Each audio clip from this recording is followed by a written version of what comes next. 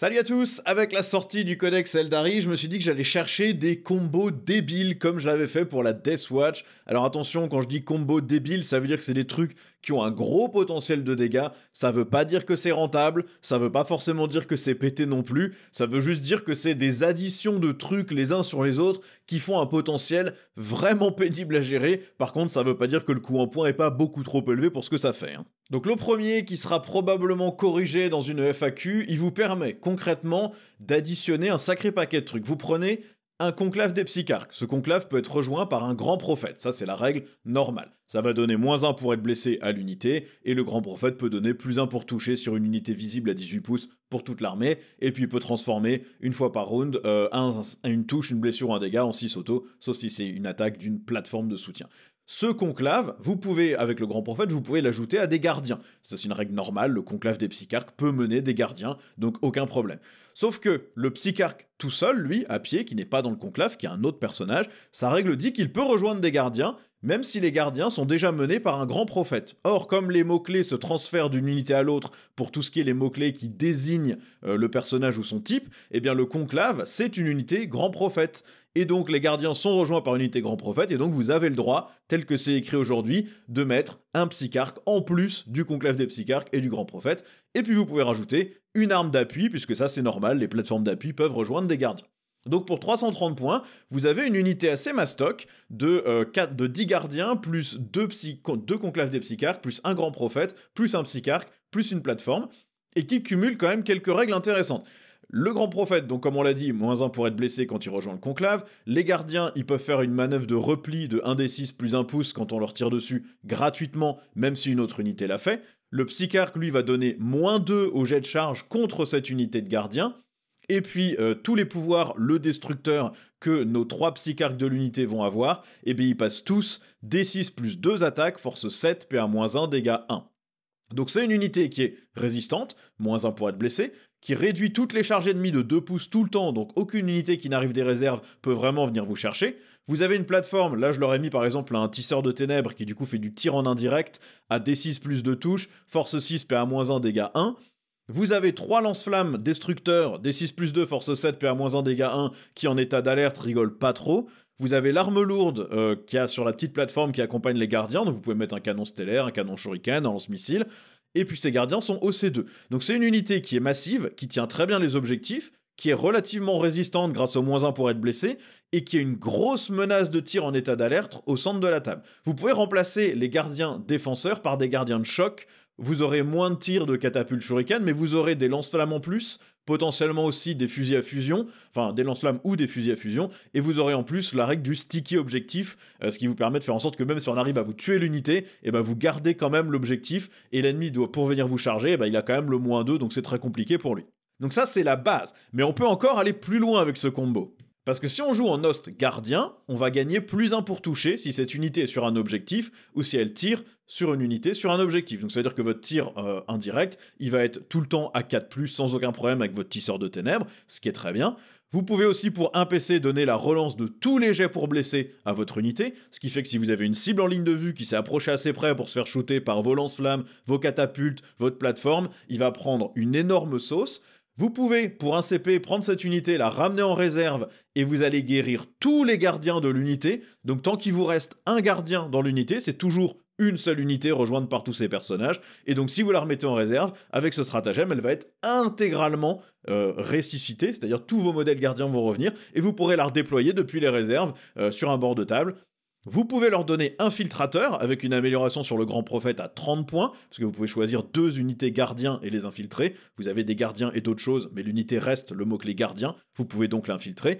Ou pour 20 points, comme une amélioration sur le grand prophète, vous pouvez lui donner le tir en état d'alerte pour 0 CP, et ils vont toucher à 5+ de base sur le tir en état d'alerte, ou à 4+ s'ils sont sur un objectif, et ils le seront toujours parce que c'est leur boulot. Donc vous aurez vos lance-flammes qui touchent auto, mais vous aurez aussi les catapultes shuriken, le canon stellaire ou canon shuriken des gardiens, plus la plateforme d'armes lourdes qui toucheront à 4+.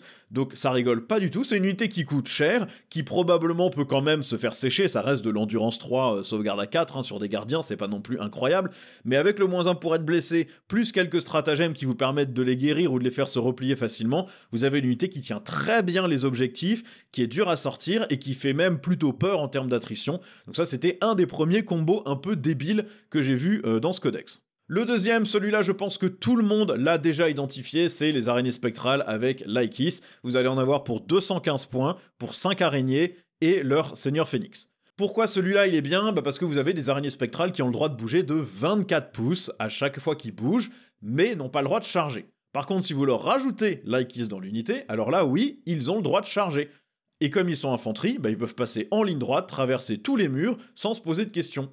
Par contre, évidemment, chaque fois que vous faites un mouvement comme ça, vous jetez un D6 par modèle, chaque 1 va tuer une figurine, ce qui fait que en stats, sur une unité de 6, quand vous allez la faire bouger, vous allez perdre un modèle. Donc votre unité de 5 araignées accompagnée par Laikis va vous coûter 215 points, c'est une unité qui va bouger à chaque tour potentiellement de 24 pouces, avec, si on veut, plus de haut mouvement, puisque l'aptitude des araignées spectrales fait que leur mouvement devient 24 pouces, mais ensuite vous pouvez toujours utiliser la manœuvre agile des Eldar pour donner encore plus de, donc ils pourraient bouger à 26 potentiellement. Et avec une charge moyenne qui en général est 6 ou 7 pouces, vous avez une portée effective de 30 à 33 pouces pour une charge au premier tour, contre laquelle l'ennemi ne peut absolument rien faire, puisque pour un jeton de transguerrière, et je rappelle que vous en avez au moins 4 par round, vous pouvez empêcher l'adversaire de vous tirer dessus en état d'alerte. Donc même quand vous avez fini votre mouvement, si l'ennemi vous voit, il peut pas vous shooter et vous détruire votre unité, donc il ne peut pas se prémunir de cette charge, sauf s'il a un mouvement réactif qui lui permet de se barrer quand vous vous approchez, mais comme vous allez vous approcher de toute façon la plupart du temps à 2 pouces ou 1 pouce, même s'il se barre de 6 pouces, votre charge elle reste à 7. Maintenant, le potentiel de dégâts, on pourrait se dire que les araignées spectrales c'est plus du tir, mais entre le Seigneur Fantôme et l'Exarque, il y a quand même moyen de mettre du punch. L'Exarque, si on lui enlève toutes ses armes de tir, il peut passer à 10 attaques qui touchent à 3, force 4, PA-2, dégâts 1, avec touche fatale et jumelée. Laikis, elle a 5 attaques qui touchent à 2, force 6, PA-2, dégâts 2, avec touche fatale, et elle a encore 5 extra attaques sur 2+, force 4, PA-2, dégâts 1, avec touche fatale. Et puis les araignées spectrales, elles ont des attaques force 3, PA0, dégâts 1, on va même pas les compter dans ce combo, parce que clairement ça sert à rien. Donc en stats, ils peuvent bouger, ils peuvent tirer, donc vous aurez 4 tis morts dans l'unité, donc 4 D6 touche auto, de force 4, PA-1, dégâts 1, ignore le couvert, et Laikis va rajouter D6 plus 3 tirs, de force 6, PA-2, dégâts 1, jumelé, ignore couvert. Vous prenez la relance des 1 pour blesser sur le détachement guerrier aspect, et en stats, ça vous fait à peu près 2 Space Marine morts pour les araignées spectrales, et 1 à 2 Space Marine morts par Laikis. Donc vous avez déjà tué 3 à 4 Space Marine, tranquille.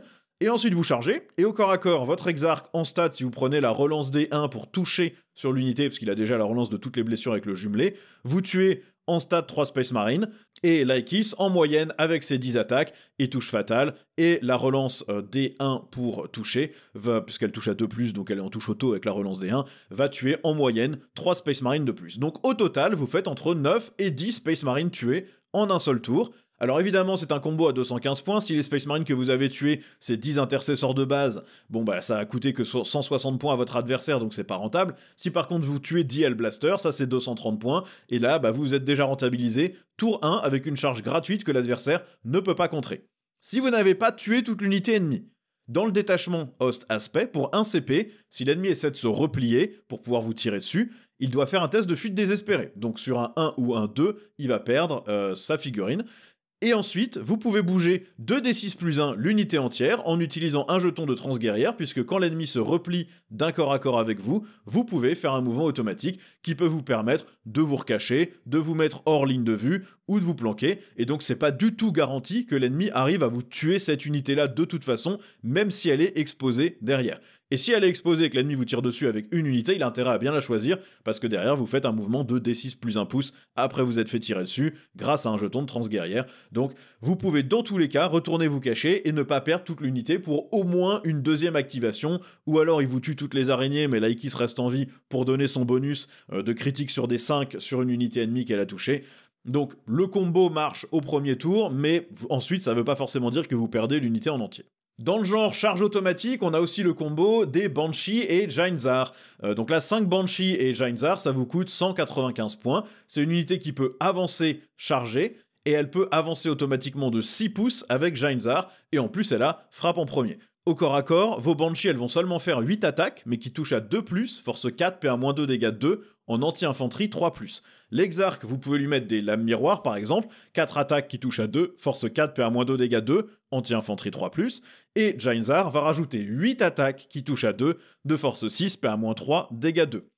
En stats, vous avez donc un mouvement de base de 8 pouces, une avance auto de 6 pouces et une charge de 7 pouces, ce qui vous fait un mouvement de charge relativement garanti de 21 pouces, ce qui peut vous permettre d'aller choper n'importe quel infiltrateur sur la table, même si vous êtes déployé bien caché dans votre zone de déploiement, parce que je rappelle que vous êtes infanterie, vous traversez les ruines.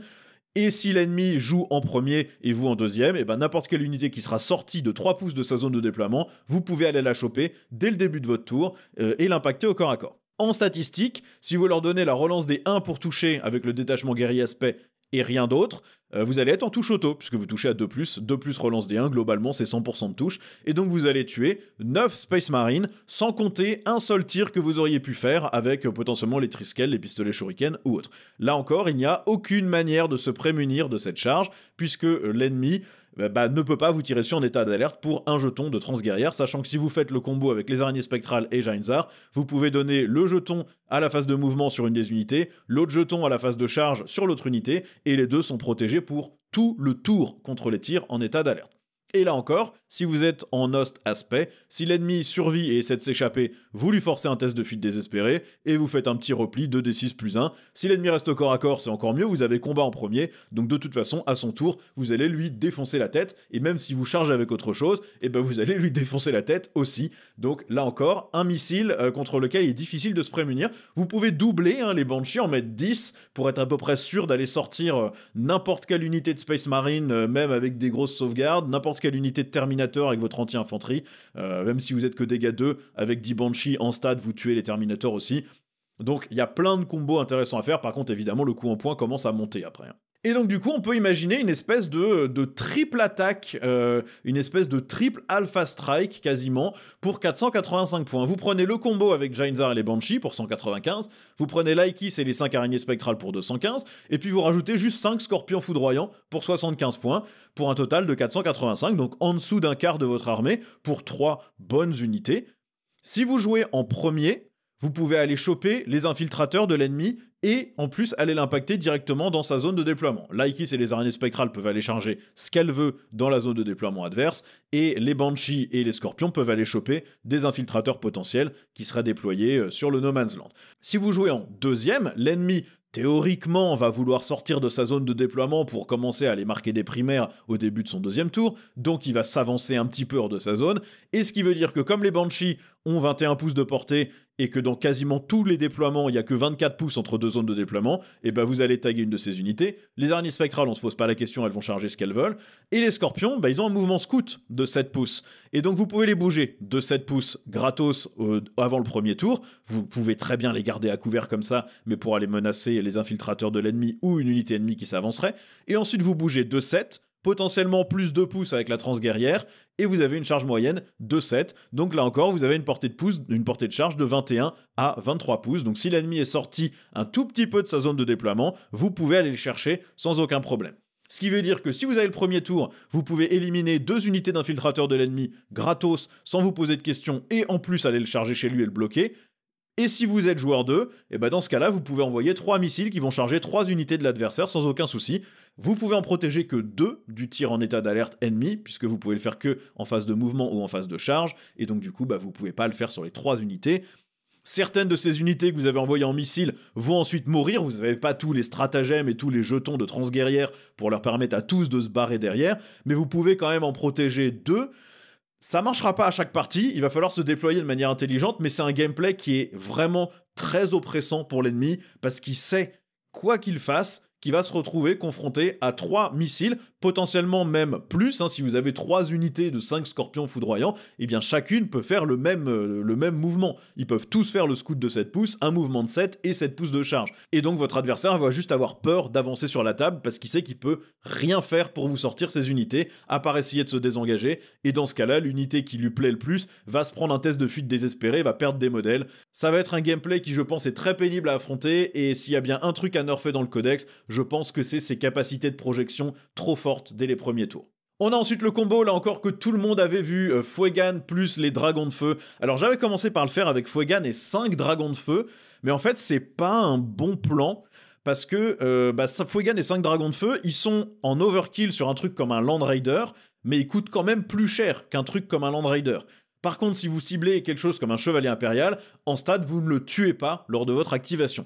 Et donc certes, vous coûtez moins cher que lui, mais vous tuez pas ce sur quoi vous tirez, donc vous êtes mort en retour. Donc pour moi, le 10 plus Fuegan va être plus intéressant. Vous les embarquez dans un serpent, et donc le combo total vous coûte 435 points, ce qui est juste énorme, et clairement sera pas rentable dans la majorité des parties. Ce que vous faites, c'est que du coup, votre serpent, vous le faites foncer, vous débarquez l'unité à 9 pouces, pas à plus de 9 pouces, à 9 pouces, toutes les figurines à 9 pouces d'un monstre ou d'un véhicule. Fuegan va donner 6 pouces supplémentaires de portée aux fuseurs de son unité, ce qui fait que les fuseurs ont une portée de 18 pouces, et donc une portée de fusion pour avoir le bonus de dégâts de 9 pouces. C'est pour ça qu'il faut qu'on soit à 9 pouces, pas à plus de 9 pouces de l'adversaire. Les dragons, eux, ils ont une règle qui est juste complètement pétée, qui est la relance de toutes les touches, toutes les blessures et tous les dégâts contre les monstres et les véhicules. Ça, c'est probablement un truc qui va se faire nerfer aussi. Je serais pas étonné que ça devienne la relance soit des touches, soit des blessures, soit des dégâts, ou la relance des 1 pour toucher, 1 pour blesser et 1 des dégâts.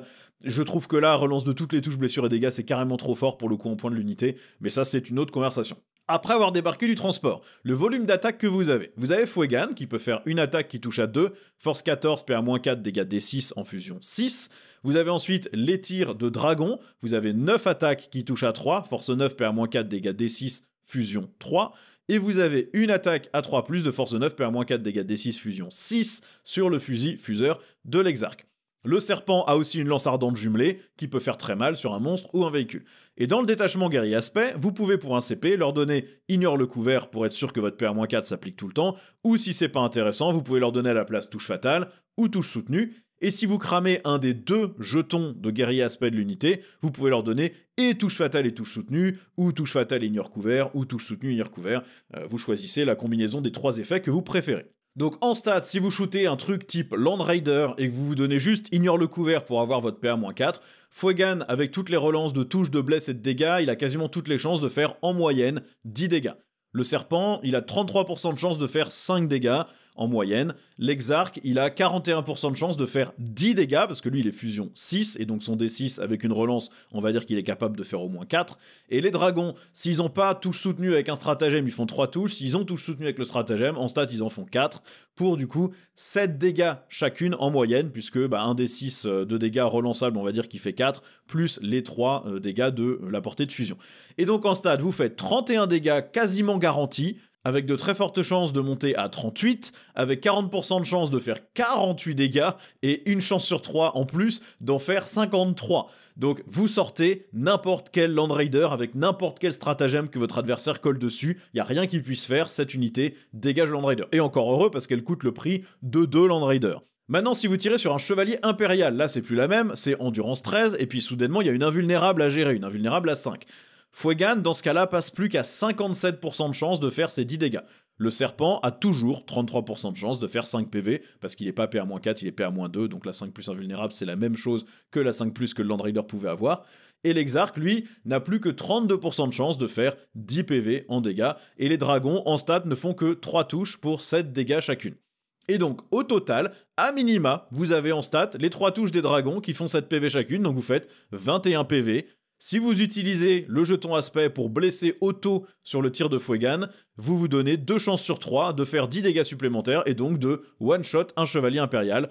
Même avec une 4+ invulnérable qui serait mise grâce à un stratagème, en stade vous faites toujours 14 points de vie et vous avez 50% de chance d'en faire 10 de plus et encore des chances supplémentaires d'en faire plus. Donc globalement, il n'y a quasiment aucune chance qu'un chevalier impérial résiste à une activation de cette unité plus le serpent.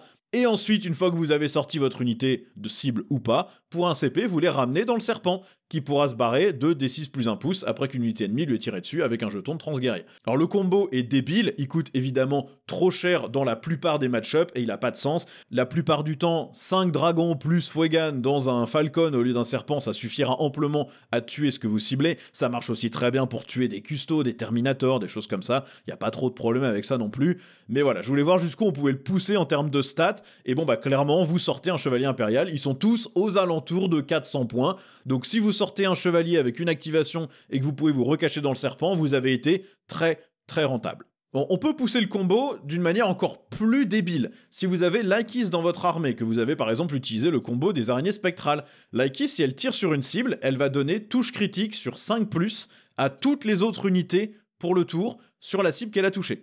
En Host Aspect, vous pouvez donner touche soutenue pour un CP, voire touche soutenue et touche fatale si vous cramez un jeton de guerrier aspect. Il vous restera toujours un jeton pour faire une blessure auto avec Fuegan si vous avez besoin.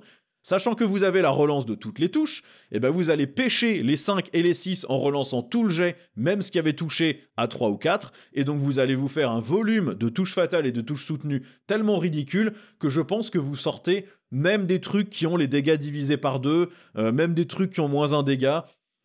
Même des trucs qui peuvent ignorer le premier dégât d'un tour, je pense que vous vous posez pas la question. Tout ce sur quoi vous tirez va mourir systématiquement. Et puis vous pouvez encore toujours vous replanquer dans le transport. Et donc bah, ce combo, il est reproductible tour après tour. Un petit peu moins fort parce que vous avez plus les jetons aspect, mais tout le reste des bonus peut s'appliquer encore. Donc c'est vraiment ultra puissant. Par contre, bah, évidemment, c'est très très cher. Et si vous faites la moindre erreur, vous avez perdu 430 points d'armée, donc bah, plus d'un quart de votre armée. Et elle aura rien fait, ce qui est évidemment dévastateur pour votre plan de jeu. On a ensuite un petit combo débile avec Azurmen, des Vengeurs et un Falcon pour 340 points. Alors les Vengeurs, ils ont une règle qui leur donne touche soutenue 1 quand ils tirent à mi-portée. Azurmen, lui, une fois par bataille, peut donner à ses armes de tir la capacité de gagner anti-infanterie 3+, blessure dévastatrice et de passer à dégâts 3, sachant que c'est déjà 6 attaques qui touchent à 2 et que c'est 24 pouces de portée. Donc si vous le mettez avec les Vengeurs, quand il est à 12 pouces, il a touche soutenue sur ses attaques. Le Falcon, lui, va donner la relance des blessures sur une cible sur laquelle le Falcon a tiré. Donc si vous débarquez du transport et que vous tirez sur la même cible que le Falcon, vous allez relancer tous vos jets pour blesser. Et le jeton aspect des Vengeurs va permettre de donner une touche auto à 6 à Azurmen, donc pour par exemple une touche soutenue automatique. Et sachant qu'en Host Aspect, vous pouvez relancer en plus les touches de 1 ou les blessures de 1, et comme Azurmen touche à 2+, bon bah vous êtes en touche auto. Et donc en stats, si vous tirez avec Azurmen énervé sur des Terminators et des Custodes, le Falcon tire et du coup va donner la relance des blessures à Azurmen. Azurmen s'énerve, fait ses 6 attaques qui touchent à 2, relance des 1, touche soutenue avec un 6 auto qui force la touche soutenue, puis il blesse en 3+, avec blessure dévastatrice et la relance des blessures. Pour chaque blessure dévastatrice, faisant 3 dégâts, vous allez sécher 6 Terminators ou 6 Custodes cash. Les Vengeurs, s'il reste quelque chose, peuvent tuer en moyenne un Terminator en plus, et le Falcon, en général, pouvait en avoir déjà tué un. La plupart des unités Terminator viennent par 5 avec un capitaine, vous allez sortir l'intégralité de cette unité, et ça sera probablement le cas sur une unité de custo avec un perso aussi. Au global donc, vous pouvez presque simplement vous permettre de prendre juste Azurmen et le Falcon et d'oublier les Vengeurs pour seulement 265 points. Vous tuez toujours en stats 5 Terminators, même sans le combo des touches soutenues et sans la touche à 6 automatique du jeton aspect. Alors évidemment c'est un combo qui ne marche qu'une seule fois par partie, et qui du coup même à 265 points n'est pas forcément très rentable puisque la plupart des unités de Terminator coûtent moins que ça. Mais quand même, c'est en une activation, vous aurez sorti tout ça, et ensuite il vous reste toujours une unité qui est capable de faire d'autres choses, plus un véhicule qui est pas ridicule et qui cogne. Donc c'est un combo qui est pas complètement stupide non plus. Et puis le dernier que j'ai imaginé, c'est un combo complètement idiot, celui-là, qui sera clairement pas rentable, mais juste pour rigoler avec du volume de tir. Vous prenez des gardiens du vent, et vous prenez aussi Lycis, vous en avez pour 280 points. Les gardiens du vent, ils peuvent tous s'équiper en rayonneur laser ou en canon shuriken, mais ici on va partir sur les rayonneurs laser qui ont touche soutenue 1. Ils relancent aussi tous leurs jets de touche sur l'unité la plus proche d'eux qui est sur un objectif. Lycis, elle opère de manière indépendante, elle peut évidemment pas rejoindre cette unité, mais comme on l'a vu tout à l'heure, si elle tire sur quelque chose, elle donne critique sur 5+, à tout le reste de l'armée. Dans le détachement Saim-Han, donc le détachement les coureurs chevaucheurs du vent, là, vous pouvez avoir +1 en PA pour un CP, ou si vous venez d'arriver sur la table, vous pouvez aussi avoir la relance des blessures pour un CP. Et donc en stats, avec des rayonneurs laser qui vont faire des touches soutenues sur des 5 et des 6, et vous pouvez relancer tous le jet pour toucher, puisque vous tirez sur une unité qui est sur un objectif qui est la plus proche de vous. Vous avez l'Aikis qui va d'abord tirer pour donner le bonus, elle va tuer 1 ou 2 Space Marines. Et ensuite, en stat, les gardiens vont faire 48 touches, puisqu'ils vont avoir 6 touches chacun, ils sont que 6, ça fait 36 touches, mais avec la full relance et touches soutenues sur des 5 ou des 6, en fait vous faites 48 touches, qui seront de force 5, PA-1 dégâts 1, et donc si les Space Marines ne sont pas à couvert, vous en tuez 8 en moyenne, donc vous tuez une unité de 10 Space Marines par phase de tir, avec une unité super mobile, qui a quand même du potentiel de dégâts. Si vous tirez sur une unité de 20 gardes impériaux, en stats, s'ils n'ont pas le couvert, vous en tuez 26. S'ils ont le couvert, vous en tuez 21. Et donc l'unité est complètement détruite, ce qui clairement n'est pas rentable, parce qu'une unité de 20 gardes impériaux va toujours vous coûter plus cher que le combo Gardien du Vent et Laikis. Mais ça nettoie. Si l'adversaire pensait qu'il tenait cet objectif sans trop de problèmes pour au moins 2 tours avec ses 20 gardes impériaux, eh ben non, vous lui défoncez tout ça, vous le dégagez de la table, et il se retrouve à pas pouvoir scorer ce qu'il voulait, et potentiellement c'est même vous qui allez scorer ce que vous voulez derrière. Donc voilà, c'est un combo complètement stupide celui-là parce que clairement il est pas rentable. Après, si vous considérez que Laikis fait d'autres trucs à côté et qu'elle fait juste un petit tir en passant pour aider une unité et qu'ensuite elle va s'occuper de faire autre chose, pourquoi pas, ça peut commencer à valoir le coup. Hein, les gardiens du vent tout seuls, c'est de mémoire 160 points. Donc là, si vous arrivez à tuer 10 Space Marines par phase de tir ou 20 gardes impériaux, ça commence à être ok, mais ça reste quand même un peu cher pour ce que ça fait, et puis c'est pas une unité si résistante que ça à sortir, hein. Les motos c'est 2 PV, sauvegarde à 4+, endurance 4, c'est pas non plus particulièrement solide. Bon voilà un peu pour tous ces combos stupides que j'ai pu trouver. Alors comme vous le voyez, la plupart sont pas forcément rentables en une activation, mais quand vous êtes capable de revenir sur quasiment l'intégralité de votre coup en point, de sortir quasiment l'intégralité de votre coup en point en une activation, et que vous pouvez ensuite vous recacher ou vous prémunir de vous faire détruire, soit en réembarquant dans un transport, soit en faisant un mouvement réactif, soit en empêchant l'adversaire de s'échapper d'un corps à corps, et ben vous mourrez pas instantanément non plus, et donc vous avez potentiellement une deuxième activation qui fait que là vous avez été plus que rentable. Hein, c'est un jeu qui se marque au primaire, pas que à la destruction, mais globalement si vous avez tué votre adversaire, il peut pas marquer non plus. Et donc là vous avez des combos qui cognent quand même de manière très très forte. Mais vous le voyez, vu les coups en points, c'est pas non plus des trucs qui se font automatiquement. Si vous vous trompez dans le déploiement, si vous vous trompez dans le mouvement, si vous réagissez mal après avoir fait vos dégâts, et ben vous vous retrouvez à ne pas vous rentabiliser. Et donc c'est l'adversaire qui finalement s'en sort mieux que vous. Je pense pour moi que le seul truc qui est vraiment trop fort aujourd'hui, et on va dire trop pas de cervelle, c'est cette espèce de triple alpha strike ou potentiellement 5 unités qui peuvent aller faire des alpha strike sur la table. Donc alpha strike, c'est des charges dès le premier tour, que vous soyez en joueur 1 ou en joueur 2, contre lequel l'adversaire peut pas vraiment faire grand chose. Bon bah là imaginez, si vous avez 3 unités de 5 scorpions, plus les araignées spectrales et Laikis, plus les Banshee et Jainza, ça veut dire que concrètement, vous pouvez avoir une vague qui fait toute la largeur de la table, qui va engager toute la ligne adverse dès qu'il a mis 2 pouces ou 3 pouces hors de sa zone de déploiement. Ils peuvent tous y aller sans se poser de questions. Concrètement, avec les ruines, vous n'aurez pas besoin de tous les protéger du tir en état d'alerte. Et je pense que les scorpions, par exemple, sont capables de tanker un tir en état d'alerte pas très intéressant.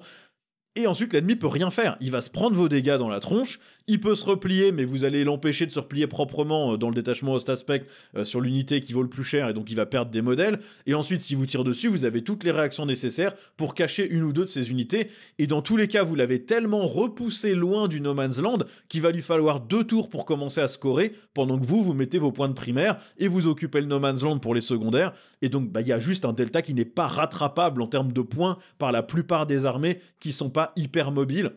Si vous jouez contre de la Death Guard, si vous jouez contre des armées de mêlée, si vous jouez contre des armées qui se déplacent pas vite, type Votann sans véhicule, vous allez les empêcher de marquer des points tout court. Et bon, c'est débile, personne n'a envie de jouer comme ça, personne n'a envie de jouer contre ça, mais c'est clairement un gameplay qui existe dans ce codex. Et pour moi, s'il y a bien un truc à nerfer un peu, c'est ces espèces de portées d'attrition gratuite qui du coup ne demandent pas de réflexion, ne demandent pas de bien jouer, et sont juste une manière de jouer complètement anti-jeu, quoi. Mais bon, ça sera tout pour cette vidéo en tout cas. Dites-moi ce que vous en avez pensé. Si vous avez d'autres combos en tête complètement débiles et pas forcément rentables, n'hésitez pas, on en discute aussi dans les commentaires.